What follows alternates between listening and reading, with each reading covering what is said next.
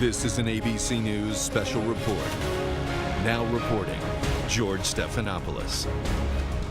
Good morning. We're back on the air right now because President Trump about to address the nation in the wake of those twin shootings over the weekend. El Paso, Texas, Dayton, Ohio, 29 dead, 53 wounded this weekend in the latest mass shootings in this country that have rocked the country, shaken the country to its core, and raised real questions for President Trump. One of the reasons he's coming out to address the country this morning, questions about whether his rhetoric is fueling some of this violence. Also questions about what Washington and the president are going to do about guns in this country right now in the wake of these deadly shootings. I'm here with our senior White House correspondent, Cecilia Vega. The president did put out a tweet this morning suggesting he does want some action. Suggesting that he wants some action, perhaps on background checks, but he also then tied these shootings to potential immigration reform. That's not going to fly on Capitol Hill. There's really no incentive at this point for Republicans on the Hill to move forward on gun control. So it remains to be seen exactly how President Trump is going to move forward with this, George. 12 of the nation's deadliest mass shootings have happened so far under President Trump's administrative watch. We will be looking today to see if he uses the words domestic terrorism to address these shootings, particularly the one in El Paso, and white nationalists. We'll see if he calls them out. And here comes the president and the vice president now.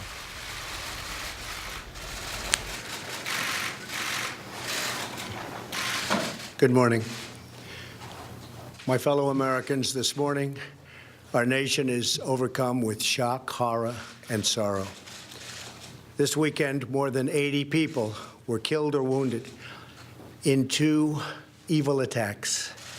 One Saturday morning in El Paso, Texas, a wicked man went to a Walmart store where families were shopping with their loved ones. He shot and murdered 20 people and injured 26 others, including precious little children. Then, in the early hours of Sunday morning, Dayton, Ohio, another twisted monster opened fire on a crowded downtown street. He murdered 9 people, including his own sister, and injured 27 others. The First Lady and I join all Americans in praying and grieving for the victims, their families, and the survivors.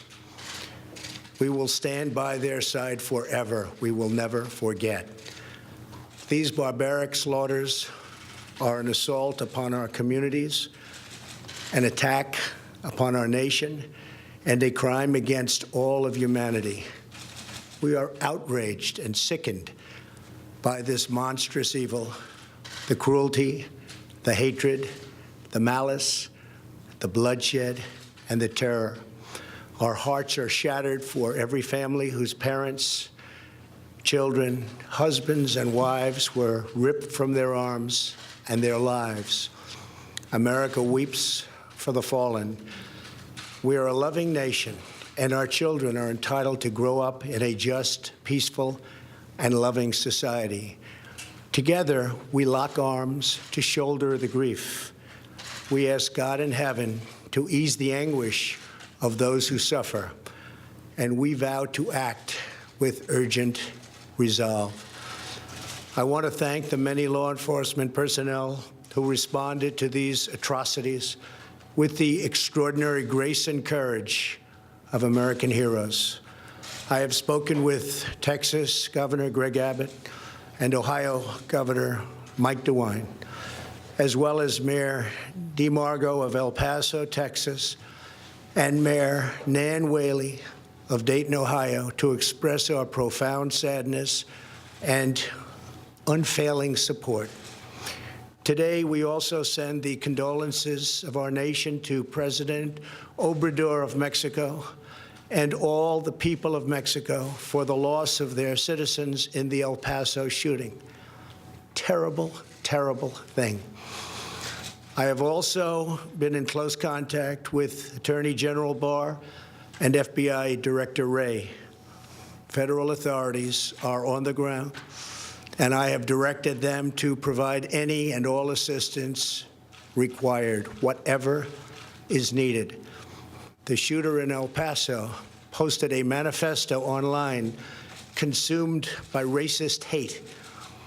In one voice, our nation must condemn racism, bigotry, and white supremacy. These sinister ideologies must be defeated. Hate has no place in America. Hatred warps the mind, ravages the heart, and devours the soul. We have asked the FBI to identify all further resources they need to investigate and disrupt hate crimes and domestic terrorism, whatever they need. We must recognize that the Internet has provided a dangerous avenue to radicalize disturbed minds and perform demented acts. We must shine light on the dark recesses of the Internet and stop mass murders before they start.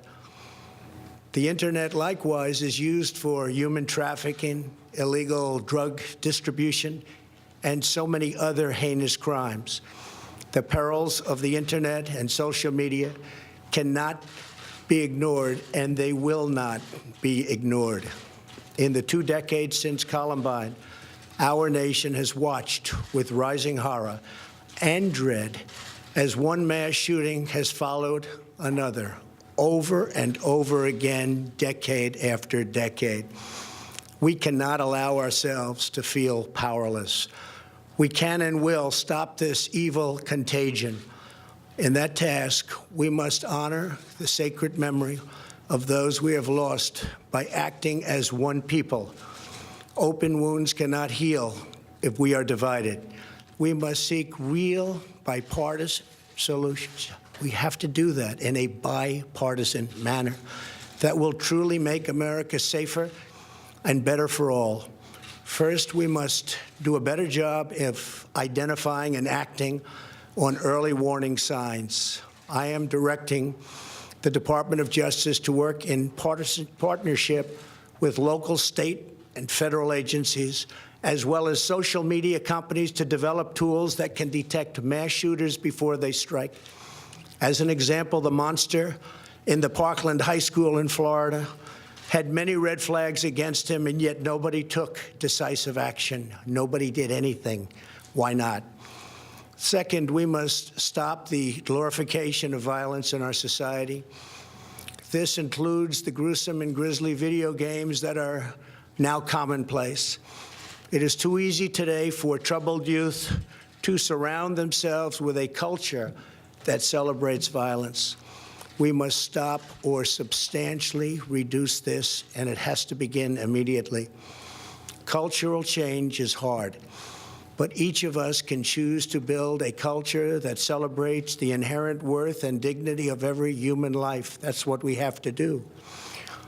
Third, we must reform our mental health laws to better identify mentally disturbed individuals who may commit acts of violence and make sure those people not only get treatment, but when necessary, involuntary confinement.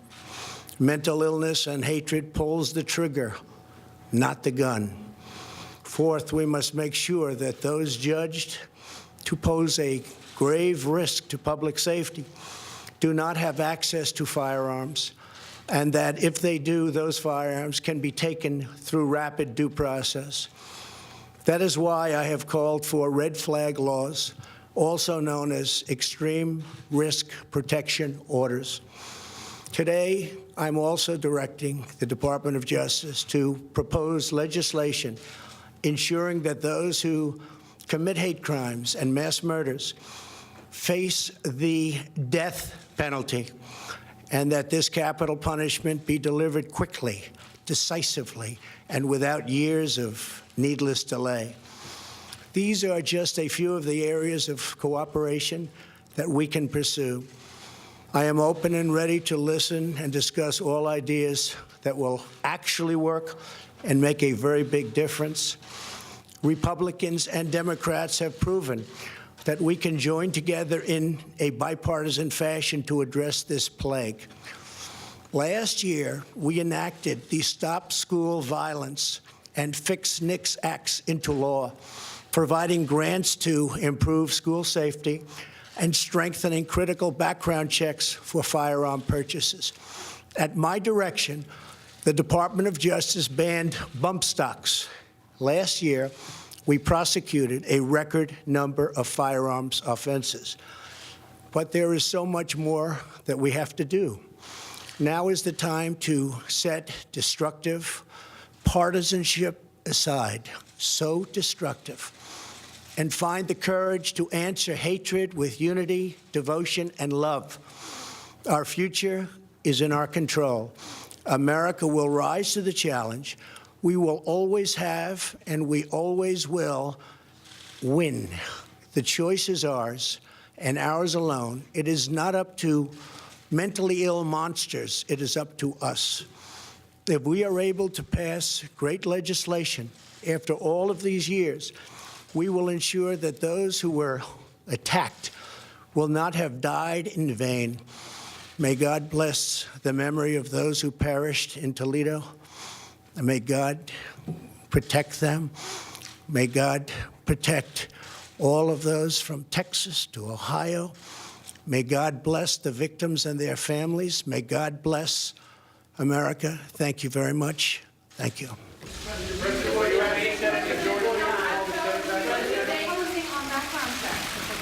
President Trump there, along with Vice President Pence, leaving the diplomatic room at the White House after giving about 10 minutes of remarks on what he called the two evil attacks this weekend in El Paso, Texas, Dayton, Ohio. Said they were carried out by wicked men, a twisted monster. And the president, in his strongest language yet, condemning racism and white supremacy, said that all our nation must condemn racism, bigotry, and white supremacy. Then laid out about a 6-point program on what we can do to address this violence, saying more citizens should do more to call out people who they think might be prone to violence, saying we have to stop the glorification of violence on the internet and social media. Also, we should strengthen our mental health laws so that people who might be prone to violence because of a mental imbalance are also identified and treated. Said there should be no access to firearms for those prone to violence, and also called for the death penalty for those who commit hate crimes, and asked for a process to accelerate the sentencing there as well. What he did not call for was any new background check legislation or any new gun control legislation in those few minutes where he did speak. Of course, that's what Democrats and others have called for in the wake of these latest mass shootings. I want to bring our team in for all this right now. David Muir, World News anchor David Muir, is down there in El Paso. David, I know you've been speaking with residents, citizens, officials there in the last 24 hours. What were they expecting to hear from the president? Do you think they heard what they needed to hear? Well, I'll tell you, George, you know, one thing that is inescapable here on the ground in El Paso is something that the police chief flat out said to me in conversations with him in the last 24 hours, Greg Allen. You know, this suspect in this case, 21-year-old Patrick Crucius, came from Allen, Texas, 600 miles away, 10 hours to get here. It's just outside of Dallas, by the way. He could have gone to Dallas or elsewhere, but he chose El Paso, authorities believe, because of the makeup of this community, George, because of its proximity to the U.S.-Mexico border. And of course, what they're concerned about here is the rhetoric in this country when it comes to immigration, when it comes to race. And, you know, we did hear the president there talk about video games, about social media, about mental health, as you pointed out, George. But we didn't hear from the president is anything about the temperature of the rhetoric right now here in America and whether or not that's playing any sort of role. They do believe here on the ground. I had a woman talk to me a short time ago. She and her mother were on the floor of the cafe here in the Walmart behind me. She showed me the video, the gunman actually walking towards the cafe, towards them. The only reason he turned around was because people were running to get out. They made noise. He turned around and continued his firing. But she looked at me and she said, you know, we're scared here in El Paso. We need to be protected. They're aware of how heightened the anger is in this country, the hatred in this country, and they're desperate for solutions and for more to be done, George. David Muir in El Paso. Eva Pilgrim on the ground also in Dayton, and the calls for action immediate in that city, Eva. Yeah, that's right, George. Every time we turn up to one of these cities where a mass shooting like this has happened, people are always in shock. We are definitely feeling more of a sense of frustration here from people than we have ever before. Frustration for something to change, something to be different. Last night they held a vigil for all of the victims of this particular attack, and as the governor of Ohio took the stage, he was overpowered by chants of "do something."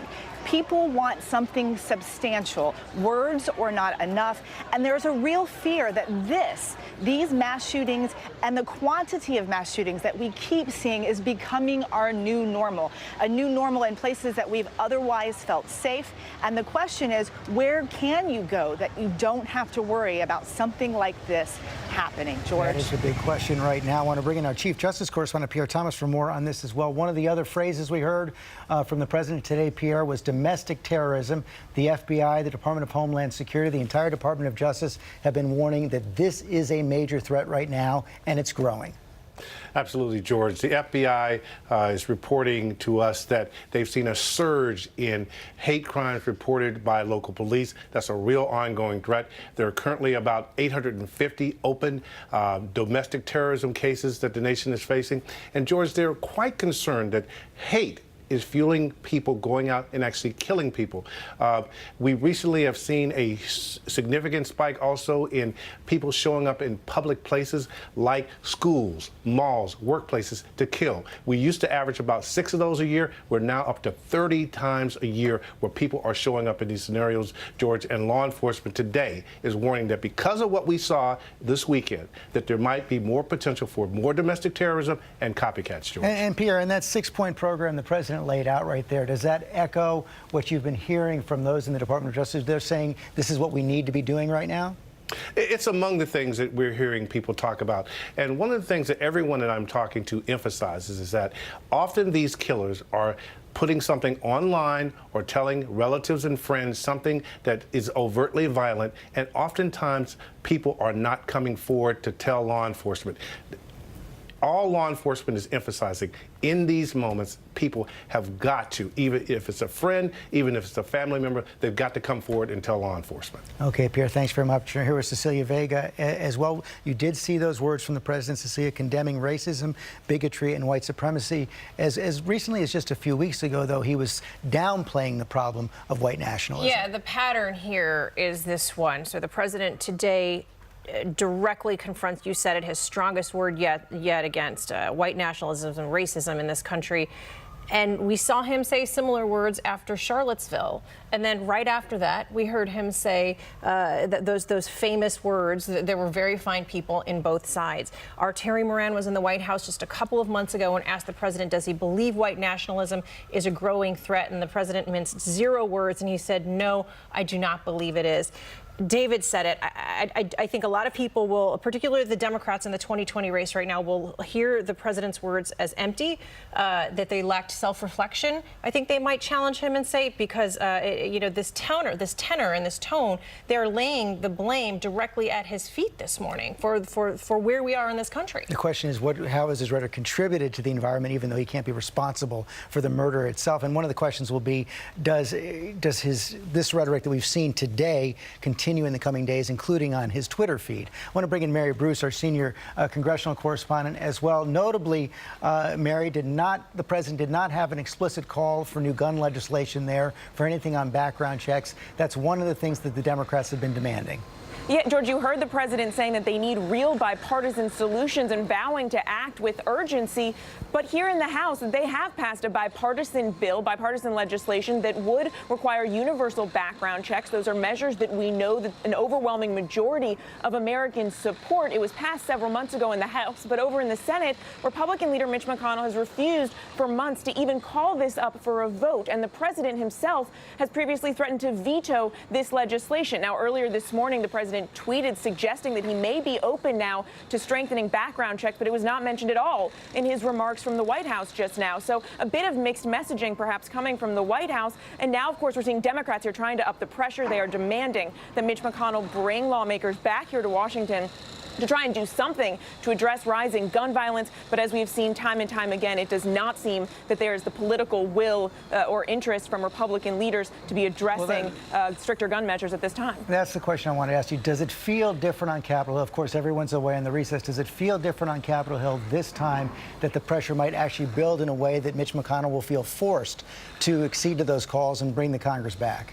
So far, George, we are seeing an all too familiar pattern play out here. And unless you see increasing pressure coming from Republicans and coming from the president himself, it is very hard to see how Mitch McConnell is going to all of a sudden go ahead and comply with Democrats' request that lawmakers come back here to try and tackle this. Mitch McConnell, we've seen him come out and call this violence senseless and sickening, sending thoughts and prayers to the victims. But when I've asked his team what he plans to do about it, whether he's going to bring lawmakers back here to Washington, they say McConnell does not have any additional comment at this time, George. We will see how that plays out during the day. Again, President Trump now speaking out against the racism, bigotry, and white supremacy and evil that we've seen this weekend in El Paso, Texas, also Dayton, Ohio. We're going to continue to cover this all day long on ABC News Live. Of course, David Muir, World News anchor David Muir, is in El Paso tonight for World News Tonight with David Muir. And we're going to leave you now. For many of you on the West Coast, that will be Good Morning America. And continuing coverage here on ABC News Live, I'm Devin Dwyer in Washington. Alex Mallon, our senior justice reporter. I want to go over to the White House now, and our White House reporter, Catherine Falders, who has been reporting on this and the president's reaction all morning. Catherine, you were back talking to senior aides as they were preparing for President Trump's remarks. A real sense of emergency and urgency at the White House, even if some specifics were lacking from that speech.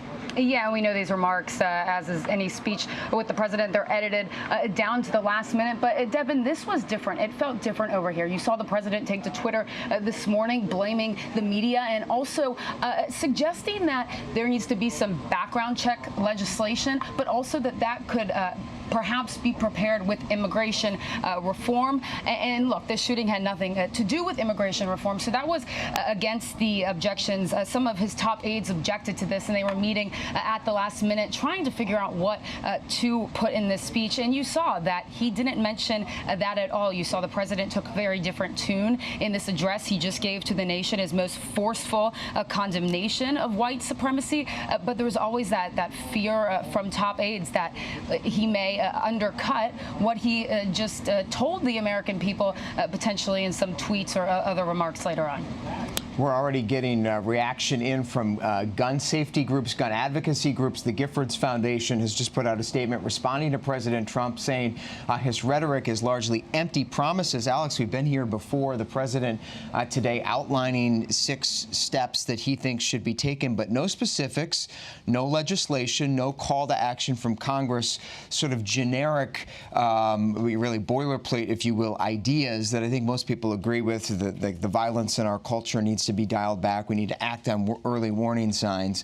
What's the view from the Justice Department right now? He did say that he's reached out to his Attorney General to come up with some ideas. Yeah, and he says he plans to issue a directive both to the Justice Department and the FBI to try and find ways to root out domestic terrorism and also make it make hate crimes punishable by the death penalty in a quicker fashion. He wants to warn these people who want to go out and commit these hate crimes that they'll be punished immediately by death. Now, there's questions as to whether the death penalty is even an effective deterrent.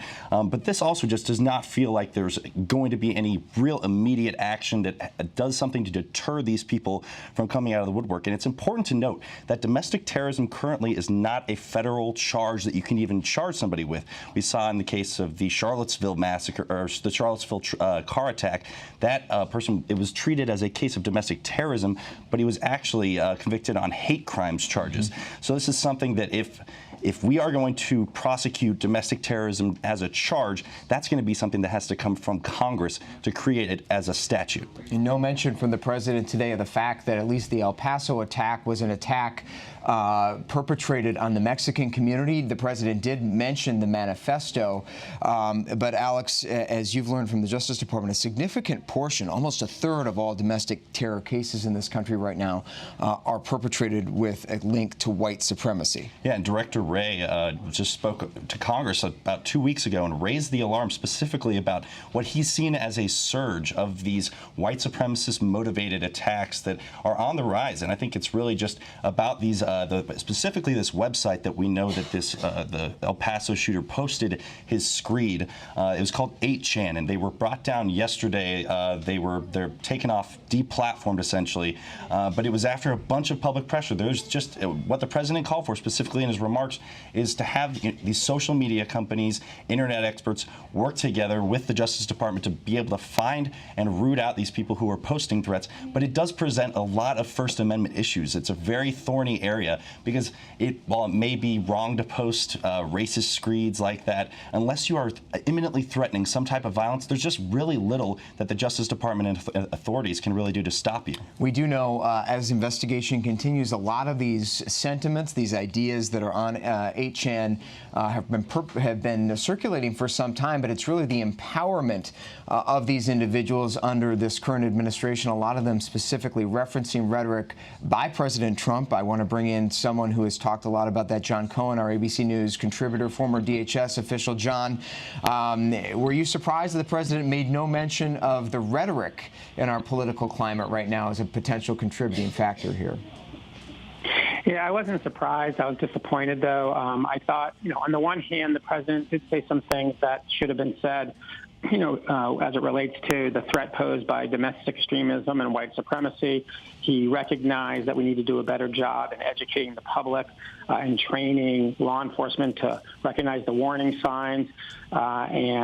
He mentioned, the impact of the internet, social media, and the need for mental health support. But what surprised me a little bit, or disappointed me a little bit, was he didn't mention the impact that our current political climate has, as you just mentioned. He also didn't mention the Department of Homeland Security, and he didn't mention the important role that they play or have played in the past in dealing with these issues. And he didn't talk about restoring the funding that he diverted from programs that would have addressed many of these issues, and they're using it instead now for immigration enforcement. So, he hit some of the key issues, but I would have thought that at this point, with so many of these attacks having occurred over the last 2.5 years, that we would have heard more substance. There certainly was a good bit of dissonance in the president's remarks just now. Catherine Faulders, you've been talking to White House officials. You also know the president's record pretty well. He once opposed assault weapons in this country, called for a ban back after the Parkland shooting. He thought that the age to purchase a gun should be raised, 18 in this country, to be able to buy a firearm. He's let that fall by the wayside. Universal background checks, something he supported. None of those things were mentioned today. No, none of those things were mentioned in his remarks today. I know that they will be meeting throughout the day, his advisors, just to discuss next steps here, how, there were a lot of broad policy proposals, in a sense, as Alex mentioned, the death penalty, what to do about social media posts. But we didn't hear background checks mentioned at all here, like he posted about this morning on Twitter. So I know that there's going to be meetings throughout the day on that, Devin. And I think we can expect to hear more from him on this, but we are pressing the White House on specific policy proposals. And I do think, just from talking to sources in here, that there's really this sense of they don't exactly know what's next here, how to specifically address this. One of the lines from the president's remarks that's getting a lot of pushback right now was his reference to mental illness in this country. The president said mental illness and hatred pulls the trigger, not the gun. Pierre Thomas, our Chief Justice correspondent, you've covered so many of these mass shootings, these tragedies. We're hearing from gun safety advocates right now. They say mental health is not the problem. There are comparable rates in this country, can be a contributing factor, but the president would shine the spotlight on that is misplaced. Well, many people in those communities, the people who are advocating for more gun legislation, believe that we need to have universal background checks in place right now. And there is considerable frustration that the House passed a background check measure earlier this year, and apparently so far the Senate Majority Leader McConnell has not brought that up for a vote. That is an issue. But I can tell you from a law enforcement perspective, they believe that all the above needs to be addressed. They believe that they need to have something that will flag the system if someone is experiencing a mental health challenge and they somehow have gotten access to a weapon and they've in the past discussed harming themselves or others. They want to know about that so that can be flagged. If you look at what happened in Parkland, that young man had all kinds of issues that people knew about, and in fact the FBI got some information and didn't follow through on it. But the other major thing that's going on right now is the FBI is deeply concerned about a surge in police reporting of hate crimes involving individuals who identify as white supremacists. That is an issue. And you even saw that in quick response to what happened this past weekend, both in El Paso and Dayton, that the FBI put out a statement last night warning about the concern that those events could spark other people to commit acts of domestic terrorism or copycats. So right now, this issue of race and hate and violence is at the forefront of what law enforcement is concerned about, even as they try to deal with groups like ISIS and domestic Islamic radicals as well. Yeah, real fear about copycats. This shooter in El Paso allegedly referenced the New Zealand massacre down there as part of his inspiration. Pierre Thomas, thank you so much. Mary Bruce, quickly to you, there are two pieces of legislation on the table. House Democrats have been talking about the last 24 hours. Tell us about what's pending and why it's stuck in the Senate right now. Yeah, so the House a few months ago did pass these bipartisan bills that would require universal background checks. That's a measure that we know that the overwhelming majority of Americans support, but they have been stuck essentially because Mitch McConnell has refused to even call them up for a vote. The president himself has threatened to veto these measures, even though earlier this morning he seemed to suggest that there was some wiggle room here, perhaps the president tweeting that we need strong background checks. But then in his remarks just now, he didn't mention background checks at all. Democrats are incredibly frustrated. They are demanding that Mitch McConnell call lawmakers back from their month-long recess so that they can take some kind of action on this legislation, or take any kind of action, really, to do something to try to address rising gun violence. But, Devin, it is really hard to see, unless the president puts political pressure on Republicans here on the Hill, it's hard to see how they are going to muster all of a sudden the political capital and will and interest to go ahead and do something on stricter gun measures. I simply don't think it's going to happen. Yeah, and lawmakers out until after Labor Day, so no sign they're coming back anytime soon. Mary Bruce, thank you so much, and thanks again to Pierre Thomas and Catherine Falders over at the White House. Much more on the two tragedies over the weekend ahead here on ABC News Live at 11 o'clock in the debrief with Kimberly Brooks. I'll be back with Alex Mallon this afternoon, 3:30 Eastern time here for a special edition of the Briefing Room. We'll hope you will join us for that conversation. But right now, we will replay for you President Trump's statement just a few moments ago on the tragedies over the weekend and his plans to address it.